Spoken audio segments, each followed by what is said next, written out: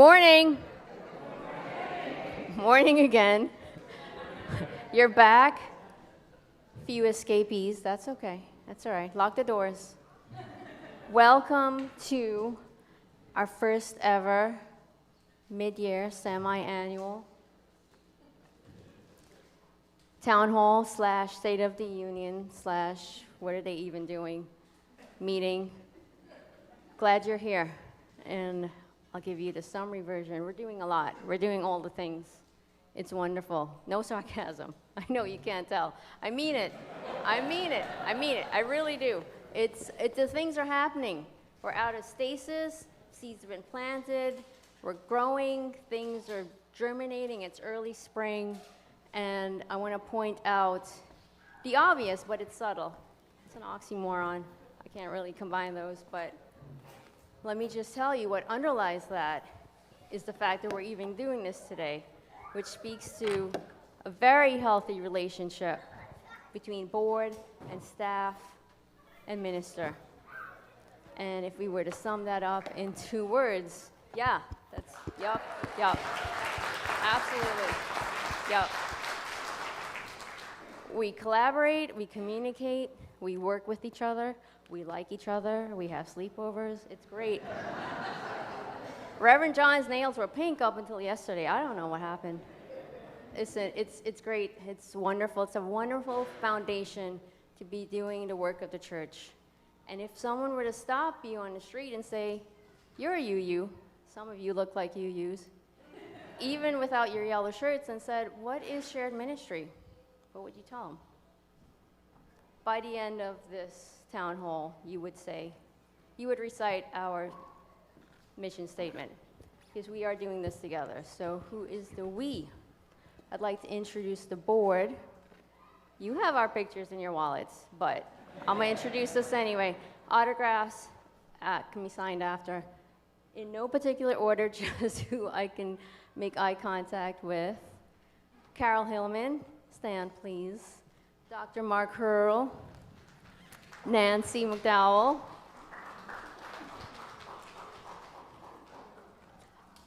Joe Lipton is our treasurer.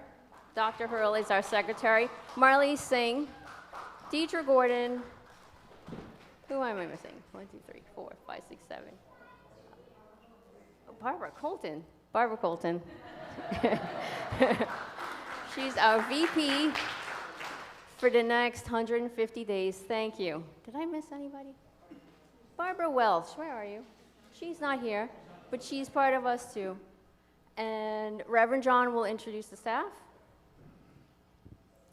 It's good to see so many of you here. Thank you for taking time. I love a congregation with a healthy appetite. I don't trust congregations that don't eat. You ate everything in sight, so I'd say that was a great job. And I want to begin in terms of recognizing our staff with our custodial staff in the back here. We've got Ron, Eddie, and Tom.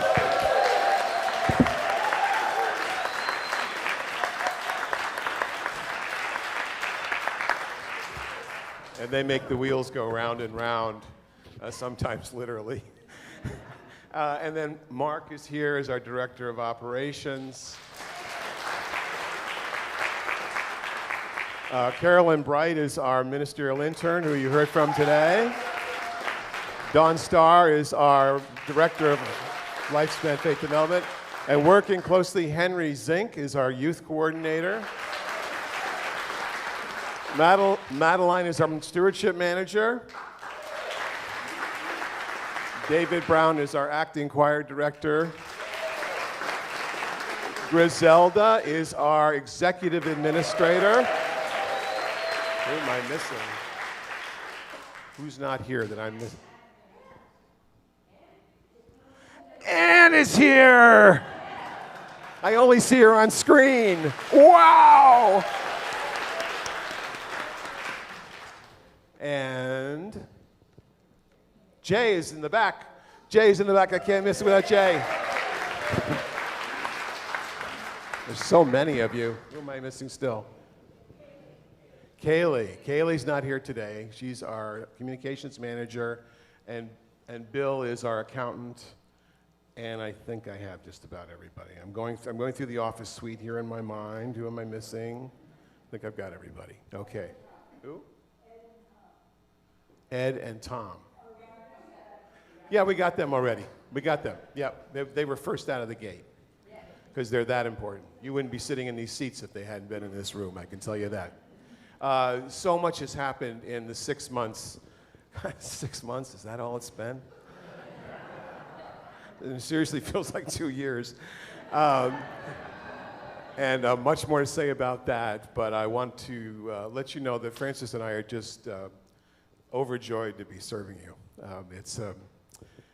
It's like a lifelong dream come true in many ways, to finally find a congregation that takes this work as seriously as we do, that wants to build community, that wants to build a better world. I'm tearing up. And that parsonage, yeah, that's nice. That's nice, and we really appreciate it. The commute is great. And I really haven't been bothered by any of you. That's not an invitation. That's just to say, it's nice to be next door, to see if something's wrong. Occasionally I've had to close and lock doors. Someone delivered flowers at 7:30 in the morning, and it was cold and the flowers would have died if I hadn't opened the door. Things like that. That's okay, and I'm glad to be on the campus, and we're glad to be in this ministry with you. So with that, I'm going to turn it over to Barbara, and she's going to lead most of this presentation. Well, hello, everyone. Again, it is great to see so many of you here, and so thank you for giving us a little bit of your Sunday, extra part of your Sunday. So I'm going to, before I get into this, I just want to mention we're going to kind of go through this presentation to give you an update about all the things that we're doing, you're doing, because we'll talk about some of that because you guys are part of this. At the almost end, not quite the end, we'll do a little Q&A, so I'd ask you to hold your questions until then, and we'll get to it. And this whole presentation is forward-looking. So we're talking about where we're going next, giving you a quick update of what's happened, and forward-looking. So when you think about your questions, I hope you'll think about forward-looking questions, and let's keep this positive and be kind to any of us giving the presentation. So, with that, I thought I'd start with just a recap of what this ministry is all about. We brought John here to do developmental ministry with us, and that was really a product of the thinking last year and before about how do we move this congregation to a church of the future that is thriving. Not that we have issues that we're bad or anything, but what can we do as the world is changing around us to move this church towards the future, recognizing what's going on, and have us thrive. So we identified, the board did, along with the search committee and the minister, the 5 key goals that we felt underpinned the critical areas for the church to really move us forward. And a lot of this has to do with deep change within the church. Shared ministry. This is the collaborative partnership, empowering the lay leadership to take on and be ministers along with the minister. Ministry takes all of us. And that's what shared ministry is about. And we'll talk more about collaboration and what that means. Culture of inclusion. We're doing a lot, and we've done a lot in welcoming and being better at welcoming. This is about how do we help people from all different backgrounds, beliefs, and identities really feel part of the community and engaged, trusted, and accepted. Generational transfer. It's about how do we bring in younger families and get young youth involved in the church, and also really ignite our elder parts of our community to engage in the church. Growth systems. In order to support all this new engagement and involvement, we need to grow and develop the processes and systems for fundraising and membership, and how we do that to integrate folks. And the last is public presence. We've heard it, many of you have talked about it. We need to get out there, we need to get engaged. Well, we need to get ourselves in relationships and connected and build up our networks in the broader community. And we need to power ourselves up to do that. So those are the 5 major goals that have really been driving the thinking on the board and our work with with John this 5-6 months so far. And I'll talk a little bit more about these in a second. So I'd like to take a minute and talk a little bit more about shared ministry. It's a term, in fact, some of us on the board when we started was like, what exactly is this shared ministry? We talked about it in our board retreat, which we held in August earlier this year. We talked about these goals and what should we prioritize and how do we go about pursuing these. And the number one thing we focused in as a priority was shared ministry. And that is how we are going to do the work together. That's going to be the key piece that will influence and affect all of the other goals, because they're all interrelated. They're not individual separate, they're all interrelated. So shared ministry is how the board, the minister, and the staff are collaborating. And I will tell you, it has been a huge shift in the last 5 months. We have made a major change, and really, Reverend John has been the catalyst for this, in working in a collaborative partnership model. And it has infused the way we set up committees, how we run them, how we talk to each other, and how we work together. And our hope is to spread that throughout the congregation, because it's empowering us, it's improving transparency, communication, and problem solving. And we're doing it together. So we've already started, and we've set up committees. We've reformed committees and teams that have been dormant as a result of COVID and every other thing. So we've got a new finance committee, a stewardship committee, a buildings and grounds committee, and there will be more to come, but that's just a start. And we have as usual, our legacy and endowment committee. And we work as a team with members from staff, the minister, the board, and members of from the congregation. So the idea is to get all that input and work collaboratively. So this is the foundation of how we will draw in the strengths and talents from across the congregation to do the work that we need to do. There's a lot of brilliant people here, far more brilliant than maybe any one of us, but together we will be able to do some great things. So I really want to emphasize this is the cornerstone key thing that is reshaping how we're moving forward. So I talked about, we have finance committee, and the finance committee is responsible for overseeing where our finances and to make sure we're maintaining good oversight of the finances that support this church. We have a stewardship team that you'll hear more about later in the next month or so, who has been working on the strategy and planning for the annual fund that we will go through and have a campaign for beginning at the end of February, and that'll run through the end of March, and we're going to be counting on everyone here to be a participant and active supporter of that campaign. I also wanted to mention about the Building and Grounds Committee. So broadly speaking, there's a lot of work underway to work on the care. Care keeps coming up in my mind about how we are doing care for each other. John's talked about that a lot in services, but not only care of each other, but care of our finances, which is responsibility of the board and the staff, but also care of our buildings and grounds. And so we have 2 focuses for the buildings and grounds. One is on addressing needs, which is maintaining things that need to be maintained and fixing things. And the other is sort of, again, the well-being of everyone when you're in the building. And ensuring that we're really taking good care of you when you're here and therefore we have to take good care of the facilities. So we have a buildings and grounds priority, and there's 3 areas that we've prioritized. One, the internal environment. I'll speak to that in a minute. Security, fire, and safety. And the third is our building envelope, which is the exterior of the building to make sure we don't have rain pouring down on us, et cetera. There are 2 teams that have been set up. One has been focusing on the larger plant and equipment for the building, which is a lot of the infrastructure that runs this building, and the other is an interior team.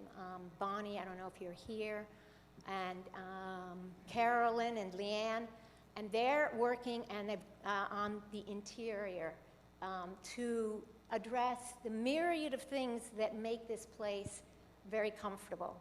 And so, in fact, they've gone through this building and room by room and identified big and small, and a lot of details of things that need to be fixed, upgraded.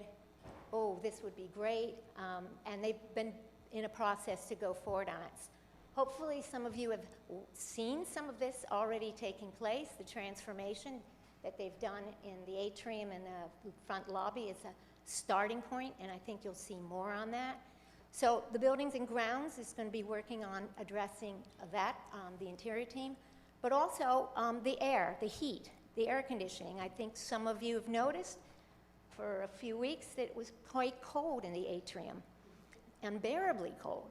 So the buildings and grounds met and tried to figure out what was going on, and we have identified 3 sources of that issue, and that is being addressed. Many thanks to the staff for their work on that. And I don't know, but I think it feels a little bit better, but today's a little warmer day, so we'll see. So it is a process, and these things are being addressed. On the priorities for the larger capital type of investments, we're looking at the heating and AC units and what's needed to make sure those are strong and sufficient to support the needs of the church, so we're going back and taking a look at that. We're looking at the security systems and what we need to do to make sure that we have appropriate controls and where we want them to be for security. We're reviewing all of the normal servicing, et cetera, to make sure we're really on top of any of the safety and other issues for the church. And lastly, we're looking at big things like the driveway being repaved and some other items. So there's a lot on the list. We've got roofing issues that were being addressed. So please know that these teams are on top of a lot of the things that maybe people have been raising their hand about in the church, and we will move forward. Okay. So I want to talk a little bit about growth and inclusion, which was 2 of the goals in our shared ministry. And I don't know if you've noticed, but attendance is up in our worship service. We're averaging about 190 as an average during worship service, which is great. And it's a combination of the overall worship, the music, et cetera, is really bringing people in, and Reverend John's sermons have certainly been a catalyst for so much. RE participation is up, youth are back. I don't know about you, I love the fact that when we sing out that song, there are just so many youth getting up and leaving to go off to RE classes. We are at double the levels of 2021, and Henry is starting up and getting the youth program going with new activities to energize the group and looking for ways to involve and bring in other people into the youth program. So this is starting, and that's a critical piece of, obviously, our shared ministry. And not just having them come, but getting them included is a big part of the program. So I'm going to turn it over to Reverend John to talk about what we're going to do more on that. So you are, when it's a debate on the board, whether we're a large, mid-sized congregation or a small, large congregation. We are back over 500 members again, so technically we're in the large category again. and thanks to Madeline for all her work there and for the membership folks who've been doing great work. We have been thinking a long time about how to do a more effective job in making sure that everyone we love and care for in our congregation is taken care of. And we know that Ann has done an amazing job, and I think she deserves another round of applause.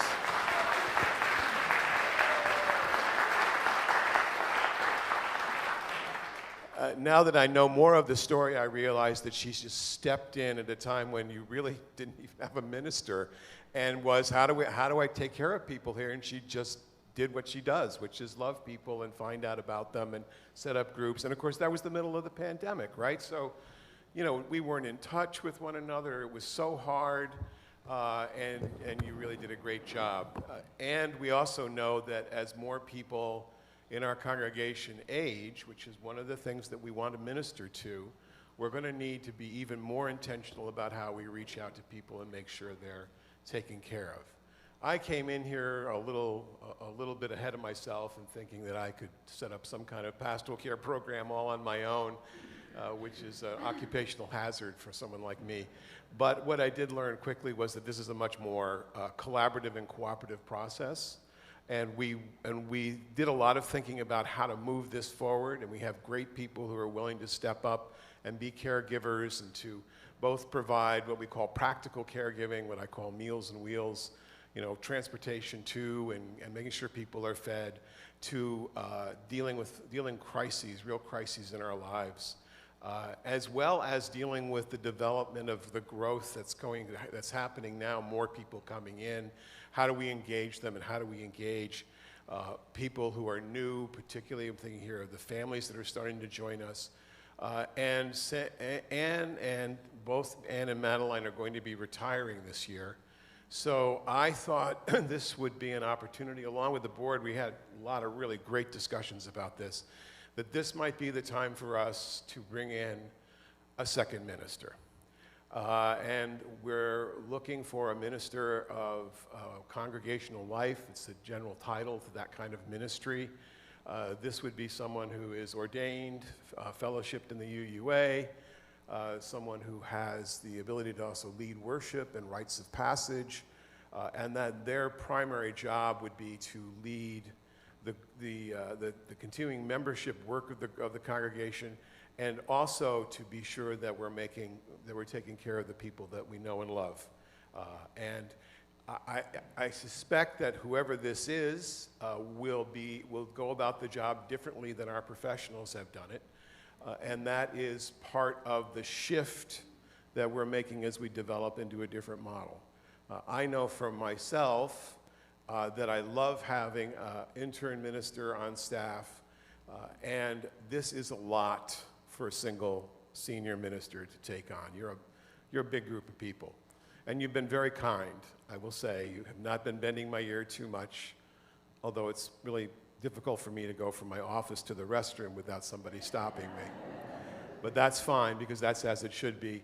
I do think you are ready, you are the right size. I think you have the financial capacity to bring on an assistant minister for congregational health. So we're very excited, congregational life. We're very excited about that. We want that to happen. The board will be talking about putting a search committee together and beginning the process of searching for that person. I can't give you a timeline because it's just not possible, but I'm pretty sure we'll be able to find someone who wants to join me in this amazing ministry we've got going here. So that's the introduction to that position, and stay tuned for more developments. Thank you. Am I doing more? Good. All right, pastoral care model. So thank you to everyone who volunteered to be part of the pastoral care training that I tried to start in the fall, that I ended up having to shift a bit to something else. What we've discovered as we've studied this is this sort of nested model of care with the ministers, and don't think of them so much as the center, but they're there to anchor the ministry and the work we're doing together. Then we would like to train, and we've done some training, but probably more intentional training around pastoral care associates, and these are folks Sometimes in other congregations, they're called chaplains. They're people who have specific training in how to deal with confidentiality and how to deal with medical issues, how to deal with all sorts of crises. And then around them, there would be a caring team network. And these are the many of you that are already doing this work, but we would make it more intentional so that we made sure that we're not only taking care of the people who need to be taken care of, but we're also knowing about the people who need taking care of, because that's a big problem, right? You don't know what you don't know. And we're going, in this study group that we're working on right now, we're thinking about, how can we resurrect the neighborhood circles? How can we use our small group ministry more effectively? How can we know what's going on so we don't sort of hear about it hearsay? It's a more intentional system. So we're trying to do that through our caring team network. And of course, all of that is supported by all of you, because I will say this often to you, you're all ministers with me together in this.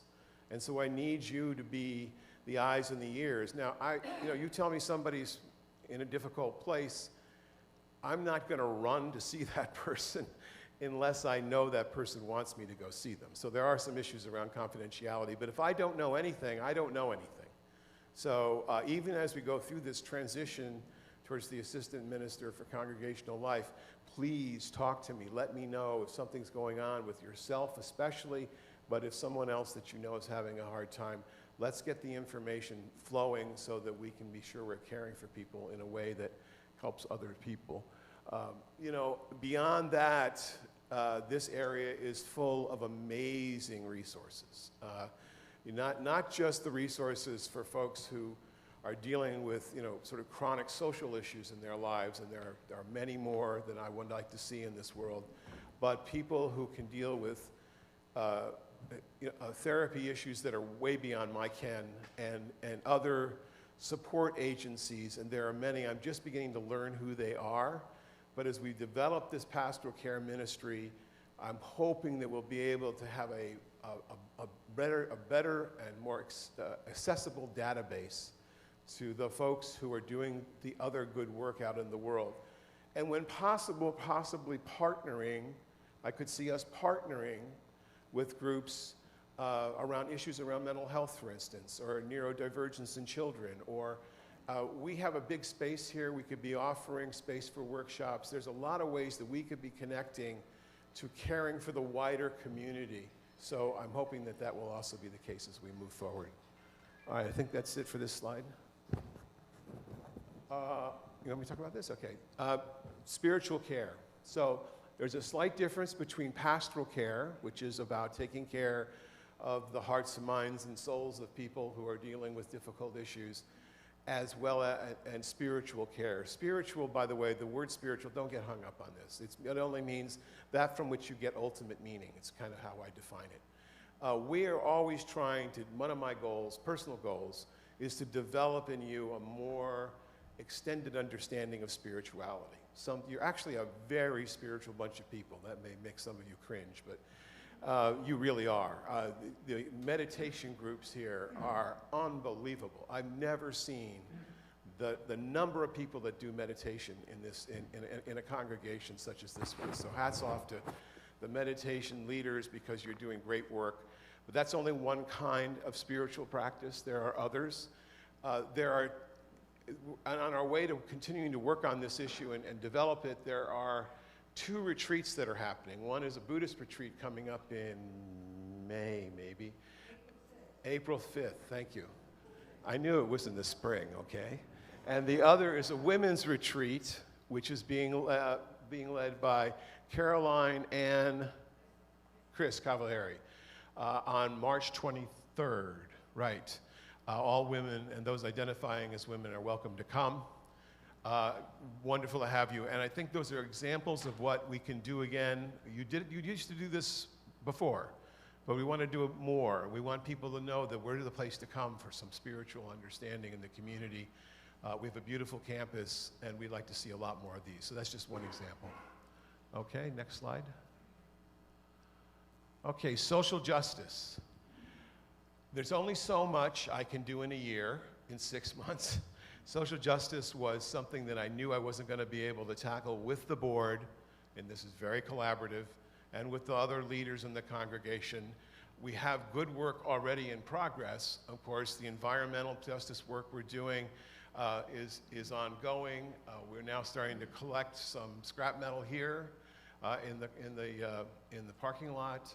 We collect for plastic. We're doing some good work around environmental justice, but that could be deepened. And deepened at the legislative level, of course, we're doing that as well, but also deepened within our community. Immigration, you know, you did an amazing job supporting Mohammed's family coming here. I think it was just, it's an example of what a community can do. I was talking to the folks who were spearheading that work and saying, you know, why don't we consider another family? Why don't we consider making this a broader ministry for us? Because the world is full of people who need a place to live safely, and this area is a great place to land. So we're looking at that. Homelessness or helping the unhoused, IHN, I get the initials right, is a great program. It's been twice or three times that since I've been here that we've hosted, right? 3 times. And thank you for those who host.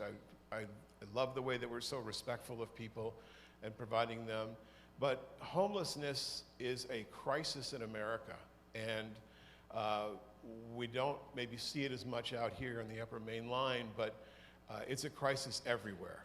I was always surprised in some of the communities I've served, which are very wealthy, how much homelessness there is in the world. In my last congregation, the homeless shelter and the Tiffany store were 500 feet apart. How's that for juxtaposition? So we have to deal with this because it's our responsibility as UUs to make the world a better place. So we'll continue that support, and we'll continue reaching out and finding other ways in which we can help deal with the problem of homelessness.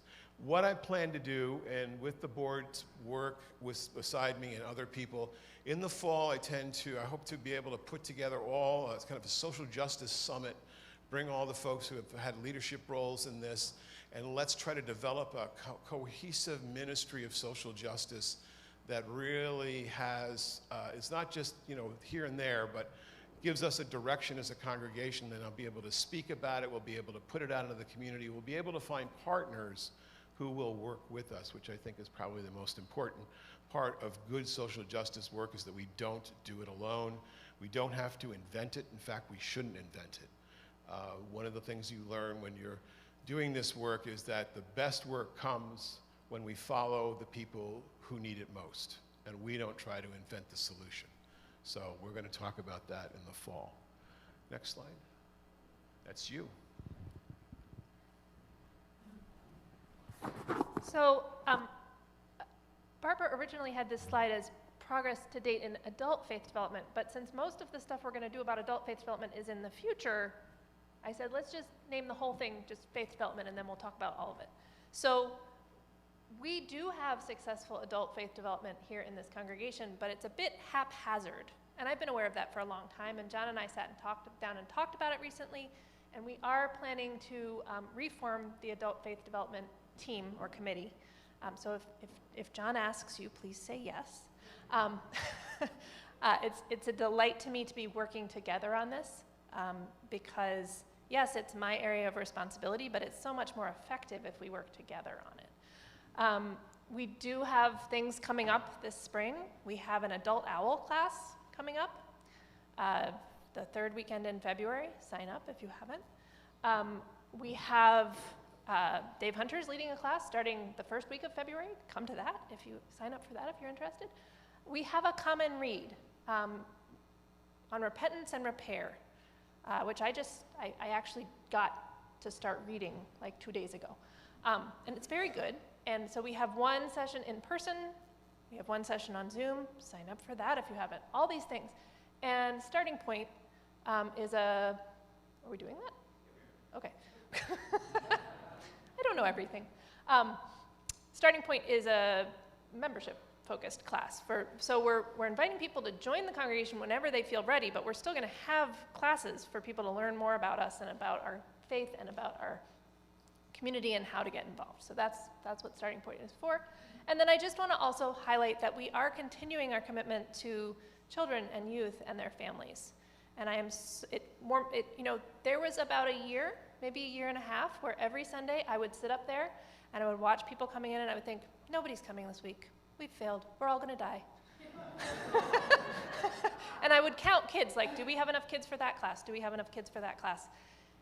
And I mean, that's just my own insecurity and trauma from the pandemic, but I don't have to do that anymore, because it's obvious when I sit up here that there are enough kids for all the classes this week, and I'm really excited and happy about that.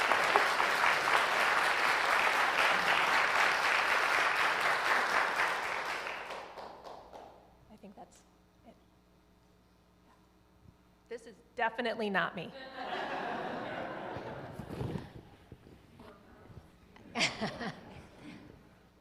So we do all that we do here at the church on an annual basis based on the resources that we have and the funds that we have. And for this year, we have about $1 million budget that supports the activities and the ministries that we do.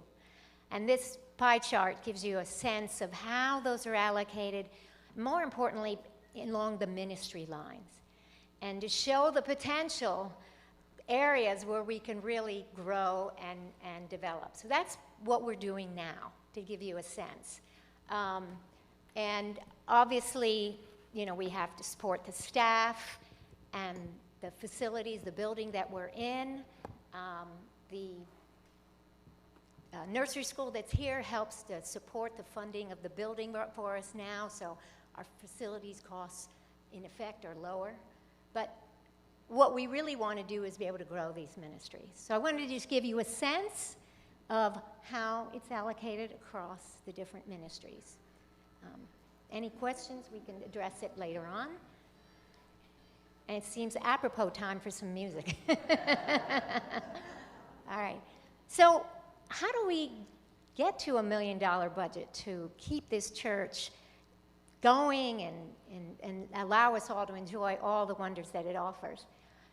70% of the funding comes from your contributions to support this church through the annual fund that we do and we run every spring. Another 30% come from other sources. So we are not funding it entirely ourselves. We're relying on rental income. We're relying on, and had a fabulous year with the auction. Where's Ron? The auction is a big part of what helps to fund us, so depending on how well that goes in the contribution, that makes a difference in what we can fund for the coming year. Offering outreach. And then if we have to, we draw on the endowment, which is not the purpose of the endowment, but that is what we have to do at times. So those are the basis of what funds us. And I want to make sure, I don't know if we have any recent members or new members or visitors here today. And so I just want to make sure that people have that general understanding of how we fund the church. Go to the next one. So, this is really give you an update on where we are, because that's a big part of what we're trying to do, is be really transparent, which is the basis for why we're doing this at mid-year. Why wait till the end of the year? We'll give you an update as we go along. So mid-year through December of this year, our financials are up at about a little over almost $90,000. That is great. We're excited about that. We're feeling good. The stewardship of our financial resources are being well managed. We have had the upside of some very good stewardship work, teamwork, staff, and the stewardship team to pull in your contributions. Some of them that were delayed from last year, and that's helped to give a little boost and why we have some upside. We've also had, so we have some upside on the revenue side, and we've had some reduced costs on the expense side. The upside has been on the contributions from the prior year pledges and the annual fund and people's contributions this year. And we've had some delays in hiring, which have reduced some of the expenses year to date. We know that this puts us in a good stead for hitting the budget and meeting our budget for this year. We anticipate some yet realized expenses that are yet to come. So we're not seeing this as this pure gravy and we're all good to go and we've got extra money, let's go spend it, because we know we're halfway through the year and we have some unexpected expenses that we anticipate. I also should mention, for those who would like to see more details of the financials, we are going to be putting a financial statement up on the website. So those of you who would like to see the details, we're making that available to you this afternoon. In addition to the annual fund that funds our ongoing annual operations, we have other resources, financial resources that we manage and maintain for the church. We, in good fiduciary responsibility, maintain a savings budget, generally try to keep, you've heard Rich say this in prior years, try to keep 2 to 3 months worth of savings to manage cash flow for the business, and we have that, and we're in good stead. We also have, as a result of all the work 6, 7 years ago in the capital campaign that helped fund a lot of the renovations of this building, we have a capital reserve fund that was set aside, and as of this mid-year, we have about a little over $600,000 of that fund left to spend, and that is the funds that we are going to be drawing on to do a lot of the improvements that we are looking at in the buildings and grounds team. So far this year, we spent just about $100,000 of the fund on improvements to the parsonage, and if you haven't seen what has been done to improve the parsonage, let us know. We'll give you a tour. Maybe they'll give you a tour, but we'll certainly share the before and after photos with you because they're available, and it's a market change. And I can say that on the board, we're feel very proud that we're able to provide our minister a proper home to live in while he's here.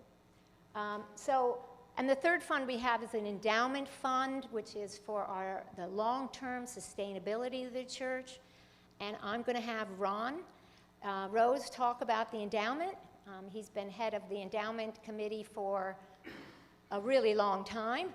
So I'll let him speak to it as the expert. Thank you. Thank you. This is not an auction. This is about the endowment. The endowment, I've talked about the endowment before from the pulpit just to ask people to join the Legacy Circle, which is just signing something that you intend to remember the church in your estate plans. The reason I say that is that the endowment has grown from $1 million to $2 million in 3 years. And part of that is from our investments, but primarily it's from generous bequests of members who have passed on and remembered the church in their wills as a reflection of how valuable the church is to them and to all of us. So $2 million is a large amount of money, but it's still considered a modest endowment for a church of our size. So we're still trying to grow it, obviously. I've been a member of the endowment committee for 6 years, and over that time, I've often been asked, and our committee members have been asked, where's our money invested? We never got a chance to tell you that. As long as I've been on the endowment, we haven't. And we get, especially now with the environmental crisis, the global warming crisis, are we invested in fossil fuels? Are we invested in gun manufacturing? Are we invested in tobacco? The answer to all those questions were yes, okay? And that's understandable because historically we invested just for maximum return, as all of you invest for, as other endowments invest. But there's obviously been kind of a shift, a pressure to invest to reflect values. And what we did some research, and ironically, it was Joanne, who's not on the committee, who found a website called fossilfreefunds.org.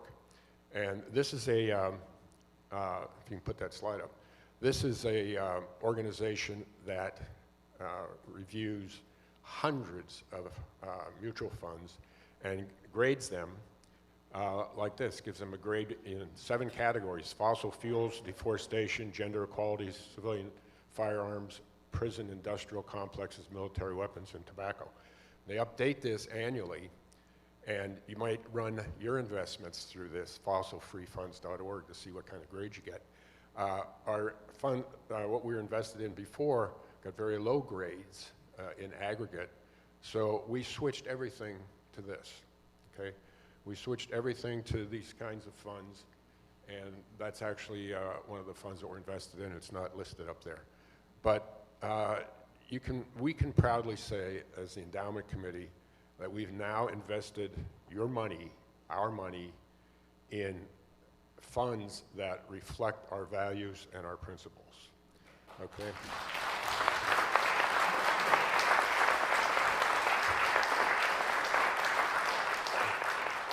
And what a favorite political commentator said, or often says, is don't listen to what they say, look at what they do.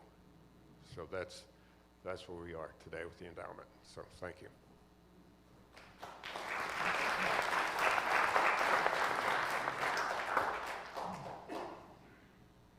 So now's a point where I think we can take some questions. We'll try to keep any questions concise, but not, okay.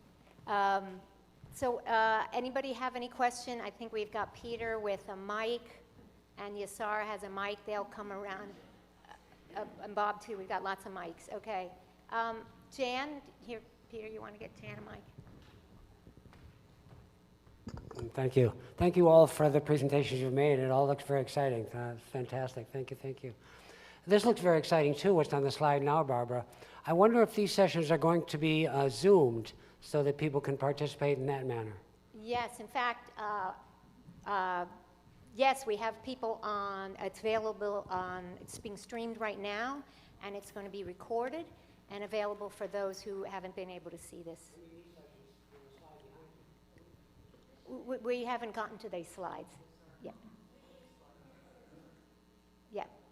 We kind of jumped ahead. We're just doing questions right now. I'm not sure I follow you. This one. Oh. Yeah. Yes. I wasn't sure what your question, because we haven't gotten to that slide yet, so sorry. Other questions? Kathy, or?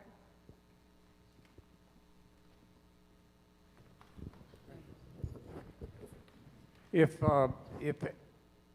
Ann and Madeline are retiring, are there plans to hire a new parish nurse and a new membership person? I'm going to have John answer that because he spoke about this. No, Jamie, we're not. That's the assistant minister for congregational life. We're basically combining those two positions into one. That person will be responsible for both membership and for pastoral care. That's the short answer to that. Yeah, that was my question too, because I'm just wondering about the abilities of the new person. I have recently gone through a very hard time with a health problem with my husband, and Anne was by my side throughout. In fact, I think she's the reason that I survived it emotionally. So if this new person is hired, I would look for similar qualities like knowledge of hospice, knowledge of therapeutic methods, or knowledge of the process that people go through when they're encountering an issue like I've just been through. That's a really good point. So the person we're going to bring on, the minister we're going to bring on, will not be able to provide the kind of front line care that Anne has. She's a RN and has an intimate knowledge of the medical system. This person will know where to get those resources and will be there or have people who are trained to be there with you as you navigate this, but won't quite be able to do what Anne has been able to do. Now, parish nursing is it's something of an anomaly in the UUA. It's not normally how we provide pastoral care, and you've been blessed. I know you have. with her skill and the ability of what she's been able to do. As this minister comes on board and they get more and more information and more skill about the systems around them, around us, I think they'll be able to offer some very direct care. And I think it won't quite be at the level that Anne's been able to provide, because she does have much more of a knowledge of the medical system per se. We looked at a lot of different options. We looked at a medical social worker as a possibility. We felt that we also needed someone who could lead the community in growing a cooperative pastoral care program. But yes, we will have a professional who will be providing resources, possibly not quite at the end that you've been used to having them. And there are sometimes we have to make these trade-offs to make sure that we're covering everything. So that's why we did it that way. I would also like to second what you've heard 2 or 3 other times before. And we realize how fortunate we have been to have a parish nurse. And all I can do is say from experience, it needs to be somebody that we get to know, because when you're standing outside of an emergency room door and they walk outside and they say to you, these are the options, and you look at them like, I don't even know what you're talking about. And when you have someone like Anne standing beside you to say, let me explain it to you, it makes all the difference in the world. I don't know if you can complete that, but I also think it's a win-win-win for the church, because we also are dealing with end-of-life issues, hospice, and some other things, and the parish nurse has the ability to deal in these areas. We have not, and so I have a concern that in the hiring process, we look for some consistency and specificity in the type of person that we hire. Thank you. So that's a very good point. We will be looking for someone with more clinical experience than a normal minister has. Now, all ministers in our association have to go through what's known as clinical pastoral education, which is a 3-month stint where you were a chaplain in a hospital. Chaplains in hospitals know what most of this means. Maybe not quite to the detail that Anne would know, but enough to know what these options mean and can explain them to you. Whoever we get, we expect that minister to be there at times of crisis, so that they'll be there when there is something like, a life critical event, and they'll be able to answer the questions, if not quite at the level that Anne is, but probably enough that you'll feel confident that you have the information you need. Or they'll be able to collar the doctor and bring the doctor back in and say, okay, I need you to explain this in English so that we can understand this better. You will have someone companioning you through the difficult times ahead. I imagine that we will be looking for candidates who have had more than just the basic pastoral education. That one possibility is we find someone who's serving as a chaplain, for instance, in a hospital, who has an intimate knowledge with how the medical system works and can probably answer most of the questions that you've been fortunate to have Anne be able to answer. So I know it's a change. We're looking for a way to navigate this into the future, and I'm not going to leave you out there. Listen, if worse comes to worse, you let me know, I'll show up. I've been knocking around hospitals my whole life. I can answer most questions. Most of what they talk about, I have something of an understanding of.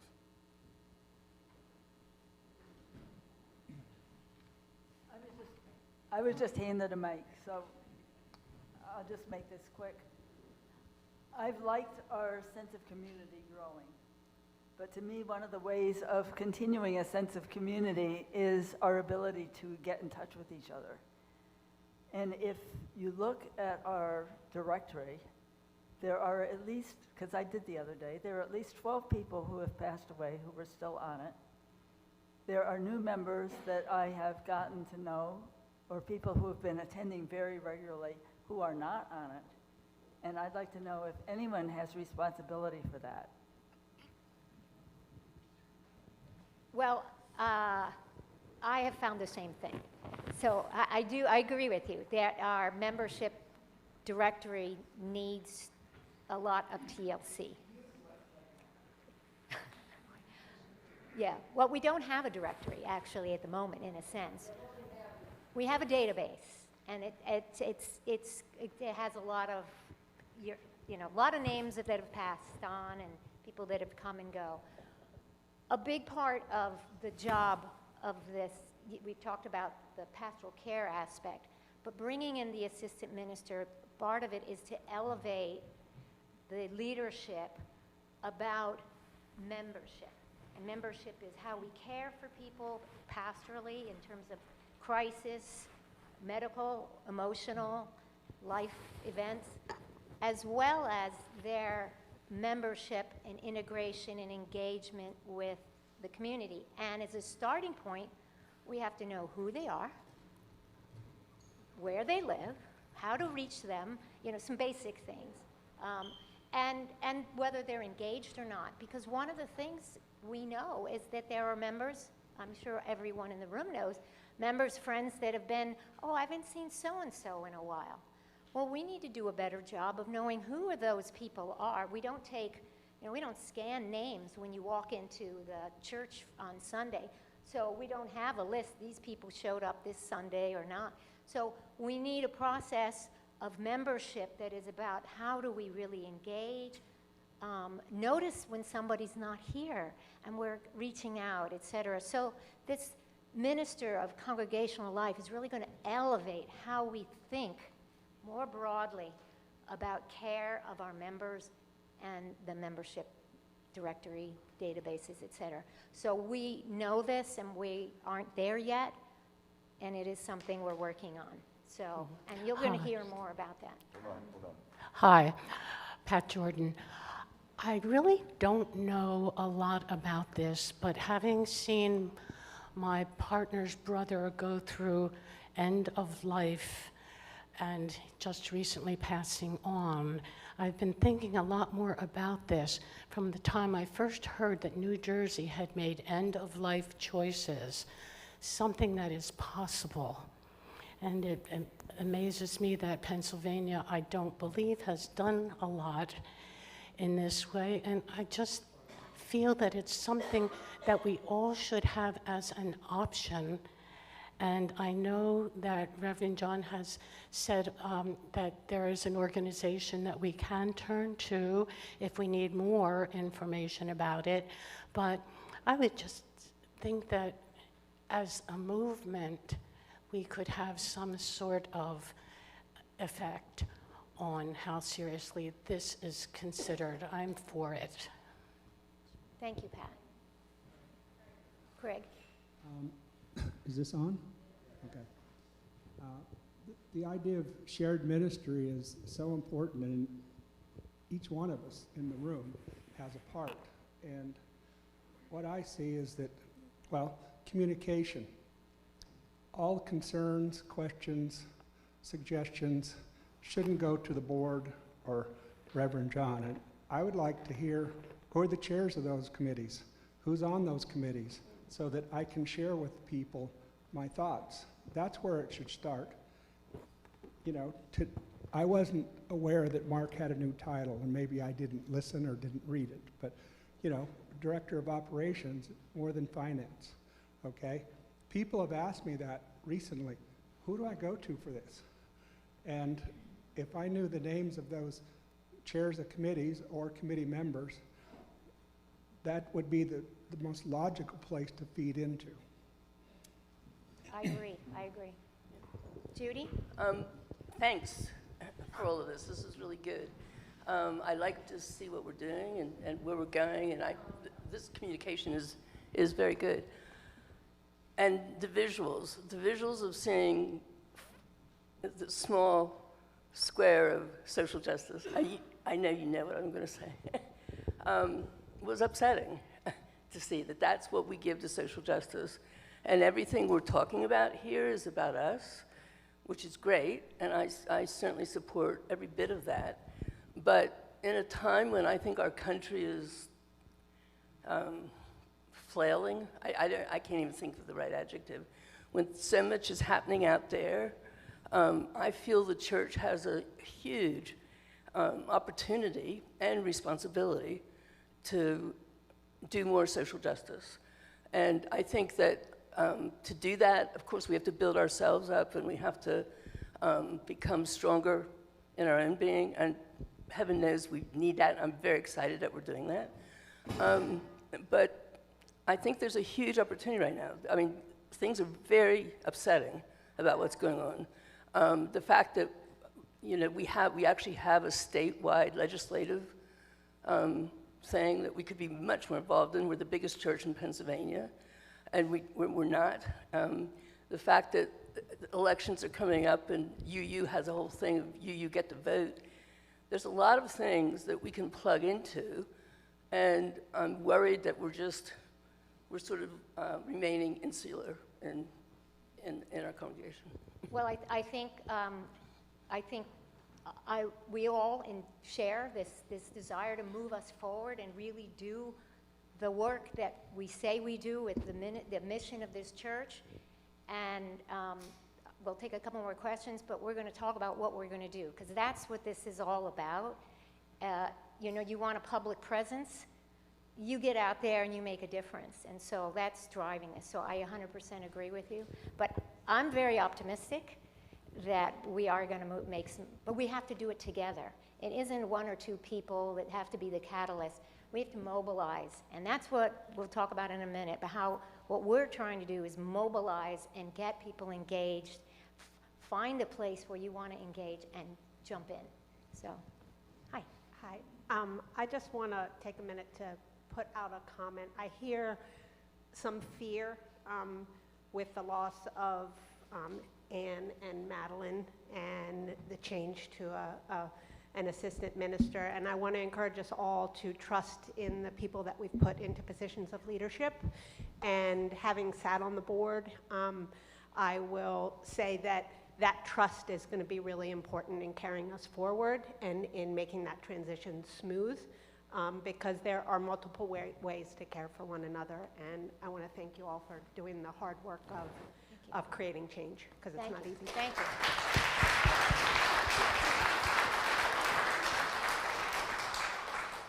All right. Were there any questions from anybody online? No. Okay. We have one question. Very quick. Okay. Ellen, hello. I wanted to address the issue of communication, like, you know, being able to contact each other, which is little things that, as a person who was gone for a while and came back, I'm having a hard time sometimes navigating, like, who's the head of a team, or who do I call? Yes. If there's an emergency and nobody's there, that kind of stuff. Yep, I've heard it, and we have things, you'll hear more to address that in the coming weeks ahead. But I'd like to move us forward, and Jan, who is not here right now, but, whoops, go back. So, we're talking about the shared ministry and the programs that we want to get going, some of the things that we've done in the first 5 months to get the ball rolling in a number of areas. You all have been great. We want to get everyone engaged and involved in thinking about the visions of where we're going to go in March. Throughout the month of March, every Sunday in March, we are going to be holding ministry visioning sessions. And you're all invited. Each Sunday topic will be a different ministry area. So we'll have pastoral care, we'll have worship and music, we'll have adult faith development, we'll have, what am I missing? Social justice, how could I? Social justice. And these are going to be ministry visioning sessions. Let's put our ideas out and talk collectively about where we're going, and everyone is part of the developing the plans going forward. You know, in a lot of the past, it's been kind of the board goes off and does some visioning. Well, no, this is visioning with everybody. And it's going to be kicked off during the Sunday services. We're going to have some core team that's going to set some teasers out there of some of their visioning, and then we'll meet as a group afterwards and really have a chance for dialogue. I encourage everyone to engage and contribute and be thinking, forward thinking. So these are not about what's not working, it's about where we're going.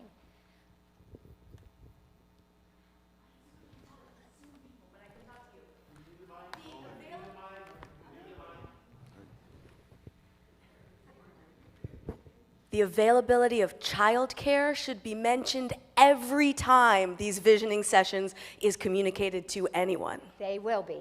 They are. It's already planned. Thank you, Carrie. And then in April, you've already seen the announcements about the video, to watch the video, Disrupt the Church. So we're visioning, and then we're going to also think big about change and what can be. Because what we're trying to do here is get our church to thrive in the future. The world is changing, and I know change is uncomfortable, but we're going to do it together, and that's the only way. So I want to encourage everyone to come and join those and get involved, and bring your friends. Let's see what's next. And that's where we're going to co-create the game plans for social justice so that we are doing big impact things and make a difference, because the world needs us. I agree with Judy. And I think next, I'm going to turn it over to Miss Carolyn Bright now for a little more progress.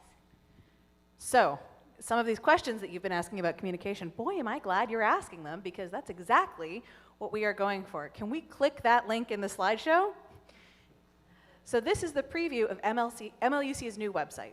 This is currently linked on our current homepage. So if you go to mluc.org, there's going to be a link to this so you can check it out and we can get comfortable with it. Because I know a lot of us use the website to access it on a regular basis. But this is going to be what we're transitioning to.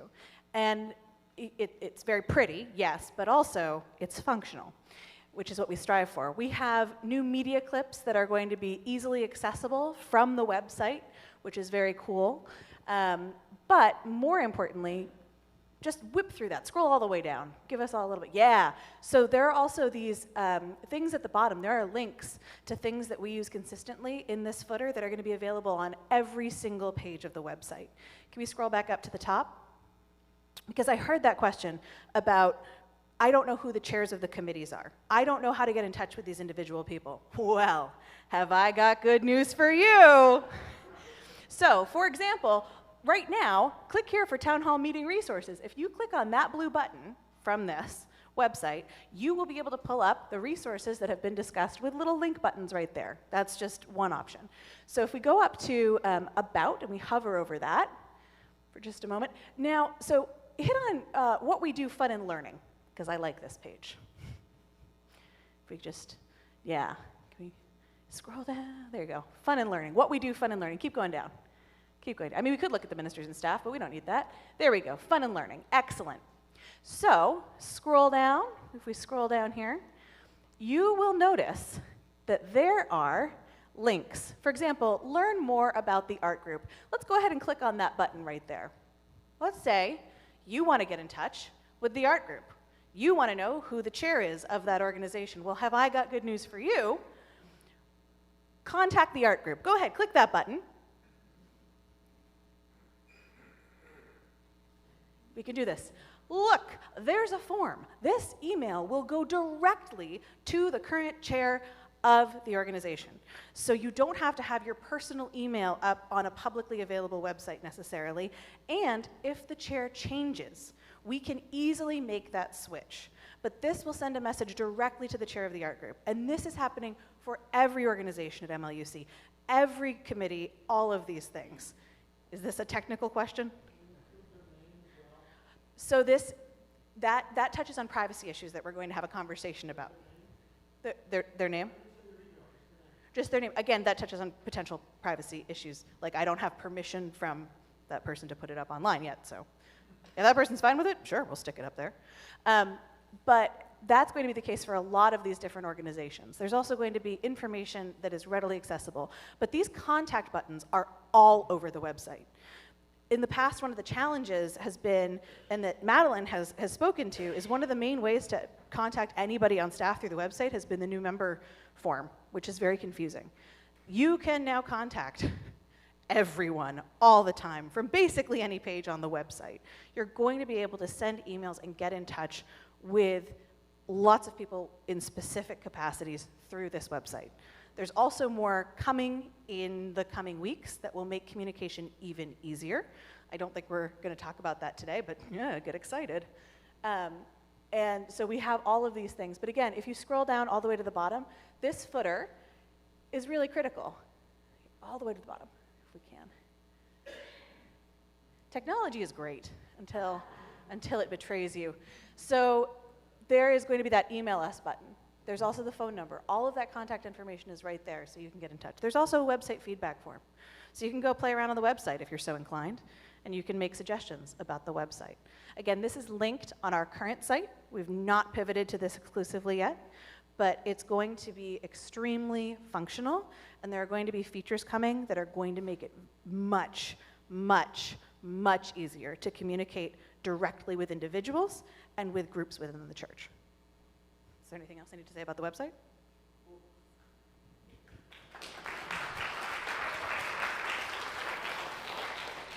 I just want to take a minute to say we should give another round of applause for the amount of work that's been put into developing this from Griselda, and Kaylee, who's not here, and Caroline. And Jay in the back, too. A lot of work. It'll be a great... So this is putting a new face out in the public about who we are. A youthful face, clearly, I think. You have an opportunity to take a look at it. And, major feedback, share that. Little feedback, like, I don't like this word or that, please don't. I think that's all we wanted to share with you today for the update. I want to thank you all for coming with us, coming here today and joining us. Yeah. So I didn't say in my introduction how fortunate I am to work with this Board of Trustees. We have been wrestling with some big questions. And in the past, where this might be done in a silo by the minister, I said, no more of that. We're going to make these decisions together, and sometimes we don't agree, and we get along great when we don't agree. We get along great when we do agree. We just get along. So I want a round of applause for this Board of Trustees.